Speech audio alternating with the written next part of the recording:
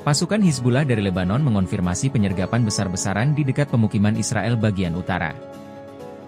Tak tanggung-tanggung, Hizbullah menembaki pasukan pertahanan Israel dari malam hingga pagi. Serangan besar-besaran itu mengakibatkan setidaknya 9 tentara Israel tewas. Dikutip dari Al-Mayadeen.net, pertempuran darat itu terjadi di dekat pemukiman kota Kiryat Shmona. Hizbullah mengklaim adu tembak itu terjadi mulai Jumat 4 Oktober pukul 11 malam waktu setempat hingga Sabtu 5 Oktober pagi. Perlawanan Islam terus memantau pasukan darat Israel yang terus berupaya menyusup ke Lebanon.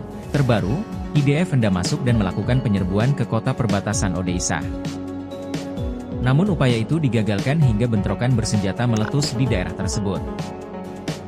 Perlawanan Hizbullah menyaksikan sedikitnya 9 perwira IDF tewas dan prajuritnya sekarat. Dilaporkan korban yang terluka berasal dari unit Egos Divisi ke-98 dan unit Yahalom. Meski begitu, Hizbullah menyebut militer Israel menyembunyikan kekalahannya termasuk korban jiwa tentara IDF.